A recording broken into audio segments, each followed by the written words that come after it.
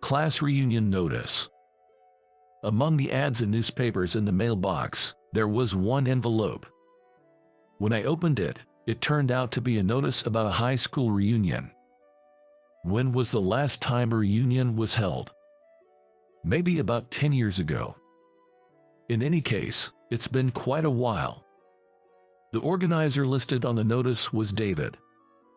David, that's unexpected, him taking on such a bothersome role. As I was reminiscing about the past, suddenly, the front door opened. "Excuse me, Dr. Brown. I fell off my bike, and my front tooth is wobbly. Can you take a look at it? Are you okay, Mary? Come on into the examination room. I'll take a look right away." "Thanks, Doc. I'm John Brown. I run a dental clinic in a village that's been facing depopulation. Up until 2 years ago, I was working at a dental hospital in the city, but this village had neither a clinic nor a hospital, only a mobile clinic that came by a few times a month with general practitioners and surgeons. Hearing that, I decided to be a dentist here. When I first arrived, I found that most of the villagers had cavities or periodontal disease during dental checkups. Maintaining oral health is actually very important. There was someone whose headaches went away after treating their cavities. Another person said their digestion improved after their periodontal disease was treated because they could enjoy their meals again. The dental clinic was well received by the villagers. There are a lot of nice people in this village. They share vegetables and fruits they grow at home, and since I'm single, they bring me various side dishes, worrying about my diet. Dr. Brown, would you like some pork beans? Thank you, Linda. Your pork beans is delicious. I love it. Especially, the ladies often bring various things, but there is also something a bit troubling. Dr. Brown, take a look at this photo. Betty, is it? Again. This girl turned 28 last month. She might not be a beauty, but she has a good temperament. What do you think, Doc? Well, haha. Like this, along with vegetables and side dishes, the ladies would bring matchmaking photos. I've only been here for 2 years, and I can't afford to get married. So I'd always respond with a wry smile to evade the topic.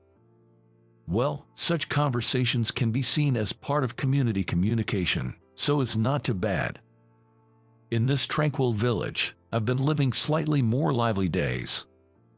The notice of the high school reunion arrived in mid-July.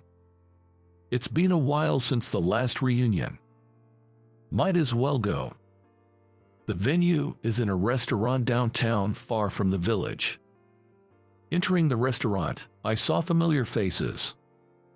"John, is that you? Long time no see." The person who called out to me was Emily, who was our class president in senior year. "It's been a while." "Stop that, it's been nearly 15 years since we graduated. We met at a previous class reunion, and the smile on her face hasn't changed since then. And I'm not Smith anymore, I'm Davis. And I'm not Williams anymore, I've become Taylor. Things I thought hadn't changed, but it seems a lot can change in 10 years. I'm still Johnson, though I got married, but yeah. Well, men's last names usually don't change, do they? I guess you're right." It was a time when I was laughing and talking with some old friends. The organizer, David, suddenly interrupted the conversation. "Is everyone doing well? I'm currently the office manager at Jackson General Hospital. How about you all? Is work going good?" David's grand entrance made the previously friendly atmosphere go quiet. Jackson General Hospital, that's his family's place, right? I wondered why he suddenly started talking about his family business. Office manager at your parents' hospital. I've seen that in dramas. The hospital office manager isn't that big of a deal, right? Wait, wasn't David aiming for medical school? Didn't he become a doctor? The reactions were not what he had expected, and David's face fell. Just then, Emily looked at me as if remembering something. "John, you went to dental college, right? Are you working as a dentist now?" "Yeah, Weren't you working at the dental hospital affiliated with the university? Before I could answer, Tom, my closest friend, replied to Emily's question. As he did, several people around David gathered around me. Really? So you did go into the medical field? That's awesome. Dentists perform surgeries too, right? An associate at a university-affiliated hospital sounds pretty cool. Everyone's reaction seemed to completely sour David's mood. He glared at me intensely before walking away without saying a word. Later, after the toast, I saw David again. "Oh no," I heard him mutter in a panicked voice before he hurried out of the restaurant again. During this 10-year reunion with my classmates, little groups formed here and there as everyone shared updates about their lives and reminisced about our high school days. "By the way, Tom, I don't work at the dental college anymore." "Really? Where are you working now?" "I've been running a dental practice in a small rural town for the past 2 years. It's a peaceful and quaint place."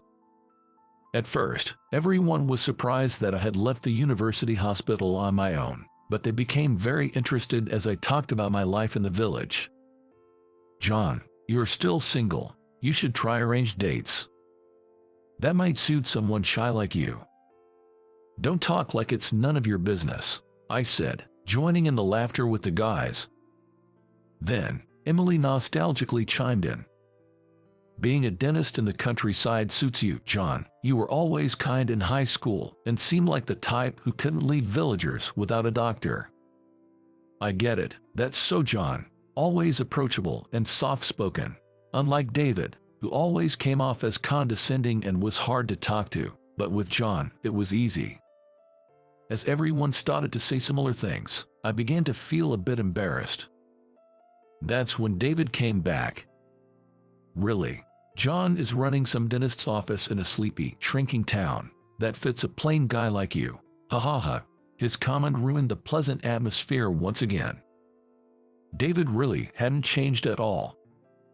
Always trying to make himself look better by putting others down. Disappointed by his unchanged behavior, Tom seemed to think the same thing. "David's the same as ever. Can't join the conversation without looking down on others, huh?" he said with a sigh of relief. The women, including Emily, began to express their disapproval. "Don't you realize that's exactly why you were disliked back then? If he was aware, a grown adult wouldn't make such lame comments." They began to voice their dissatisfaction with David. Everyone must be angry that their precious opportunity was ruined. However, while David looks embarrassed, he says, "Oh, I'm honest at heart and can't lie." He protested, wondering if he was unable to back down, but he seemed to be aware that he was in pain. The target was on me, who had been silent for a long time. "You all are making a fuss over John, but is that story about him leaving the university hospital true? What if he was actually so incompetent that he got fired and had to flee to the countryside?"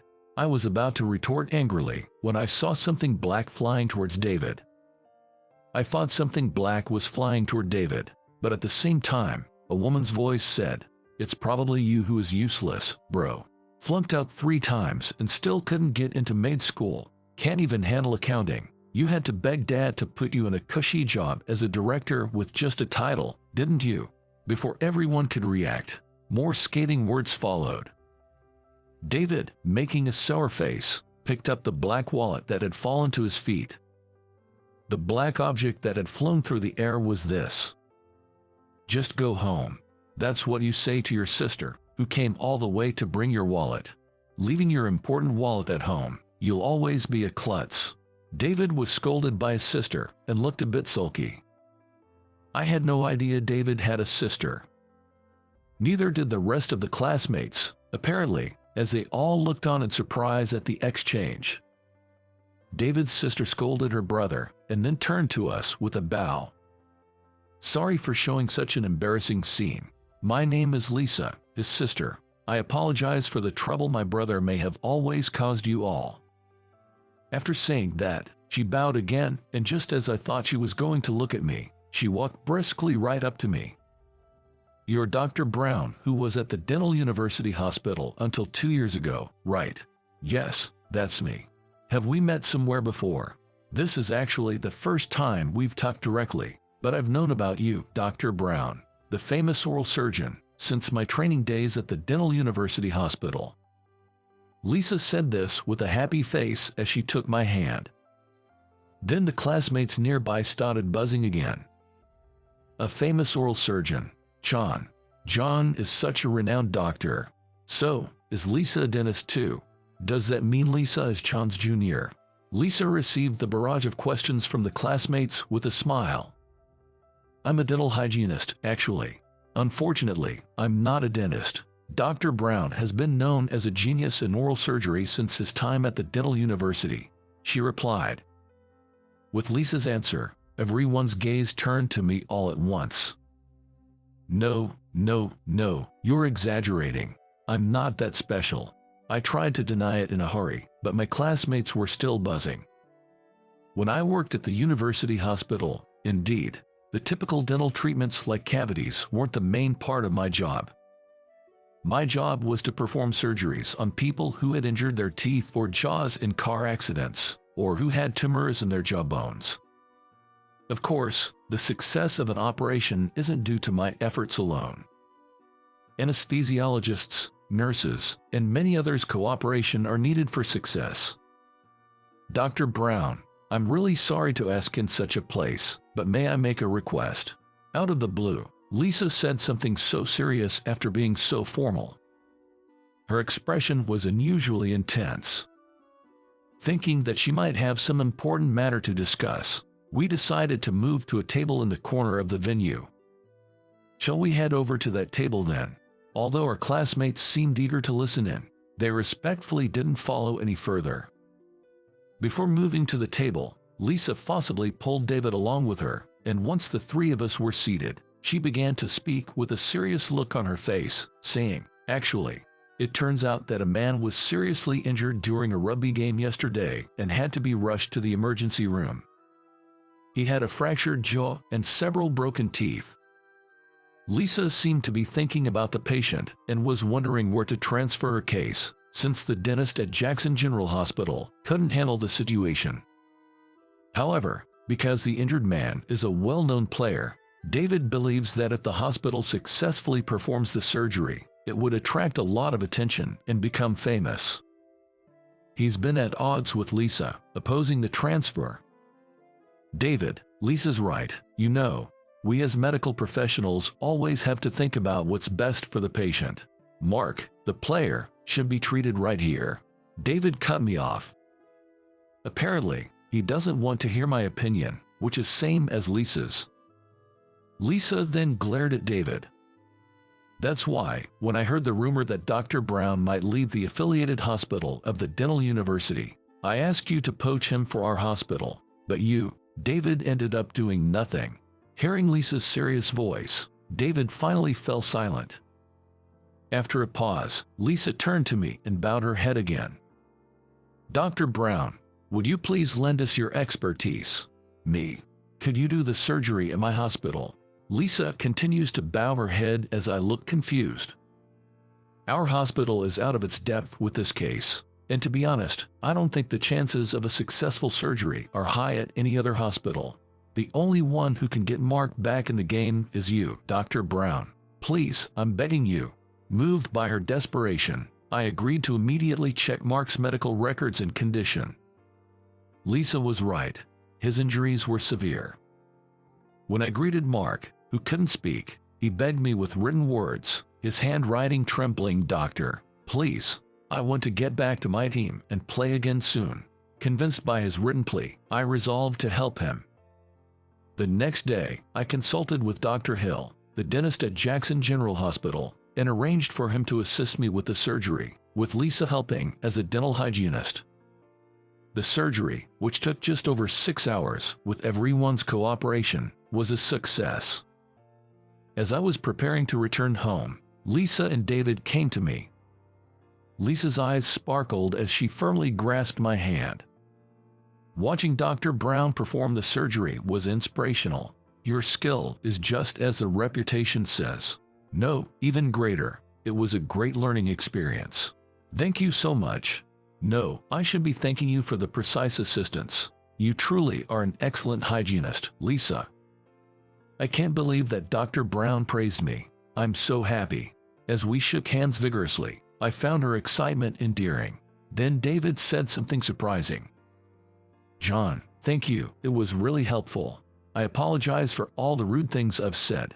What? I heard something very uncharacteristic of David, but I'll take it at face value. Remember, Mark needs complete rest for a while, so please be careful with him.